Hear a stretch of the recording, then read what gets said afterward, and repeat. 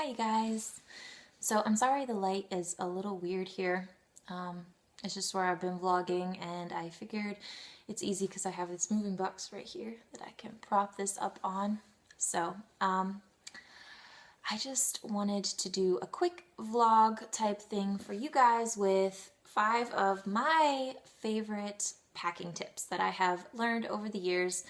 This will be my 6th move since starting college, so I have made my fair share of moving and packing mistakes, and I have learned from them, and I have also gotten a lot of advice and learned which parts of that work for me. So I picked up a few things that I think are very useful. Everybody has a different style of packing, but these are things that I do now, and I think are very useful to me.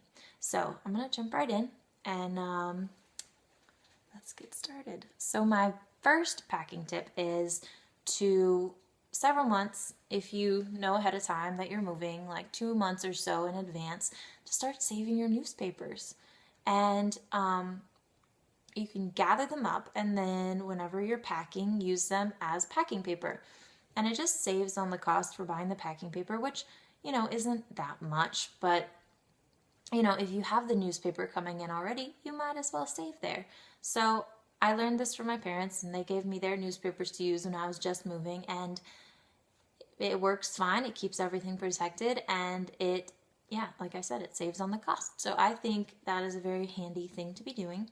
And right along in there is also to take out your towels and your curtains and your bedding or blankets or, I don't know, tablecloths, any kind of material that's soft that you can use, and use that as either furniture pads or to wrap valuables in, and that just saves on buying those things as well. And it, sorry, my cat's trying to open the closet or something.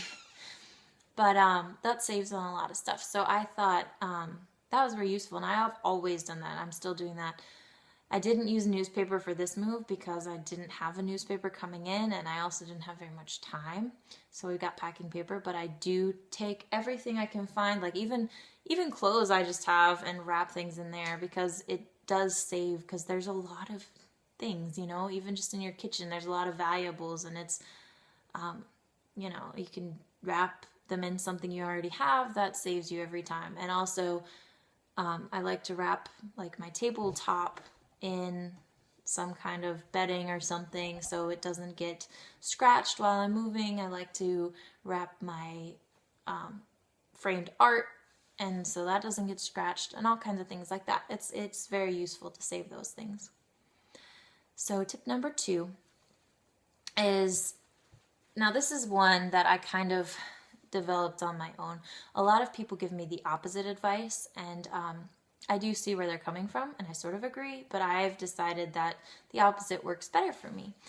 So what a lot of people tell me is, when you're packing, to go through your stuff and decide what you do and do not want, and to throw out the stuff you don't want anymore. And I understand that completely. I think moving is a great time to get rid of a bunch of stuff. So that makes sense to me, but in my experience, it was a lot easier for me to sort through all these things when I'm unpacking. And that's because when you're packing, you have a time limit and you have a lot of other things to handle. And I think packing is something that it just takes a lot of stress off if you can do it quickly and efficiently, and you're not sitting in every room for hours going through everything. And once you're already moved, you're already in the new place, you've already sorted everything else out, and you have all the time in the world to unpack. Even though you want to get into your house and have it all ready, you don't have to. You don't have that stress that you have a deadline. And to me, that just gives me a little bit more peace of mind when I'm going through all my things. And of course, I don't mean if you have a large object that's broken or you don't want it and you know that, throw it out. But it's more like if you have a stack of papers that you really want to sort through, or you have another box full of odds and ends, or your closet, all your clothes, I would wait until you're there and you're taking them out of the box. Like, you're still sorting through them one by one because you're putting them away. So you might as well sort them then. That's just something that has worked for me. I don't really like the added stress of having to decide what I want and don't want, and even, if you look at it, if it's something decorative or something that takes up space, you can see how it fits in the new house before you make the decision of whether you want it or not. So to me, that's been a very useful thing to learn. And my third tip is, it seems like a very common sense one, but the reason I included it is because it's something that I've always had a problem with, and I still cannot to this day manage to succeed at this, and that is to start early. And I always try to start early, and I always believe that I'm starting early. I actually always think that I'm starting too early, but there's always a million things left to do, and there's always so much more stuff to pack than you would even imagine. Like, I think I don't have that much stuff compared to a lot of people, but I do. And everyone does. Everyone has a lot more stuff than they think. Even just your kitchen is just full of things, and there's last minute things, and then you still have to wash things, and then you have to pack those things, and then the same with your clothes. You have things out and you have things that you need to sort. It's just, it takes a lot to pack, and especially if something maybe you didn't notice goes wrong and you have to dedicate your time to that, you might not have as much time to pack as you had anticipated. So in my experience, start earlier than you think you even need to. I'm still working on that, but that is a huge thing. It takes a lot of stress off if you have a lot of your packing done early. So, and then my fourth tip is one that my parents told me about a long time ago, and it was really helpful, and that is to save the boxes to any large items that you might have, or valuables, or oddly shaped things that you might not easily be able to pack up in a regular box. And that has been so helpful to me. And I'm especially talking about my TV right now, because when I bought it, I kept the box. My parents told me to, and I was like, this is a giant box. I don't want this in my storage.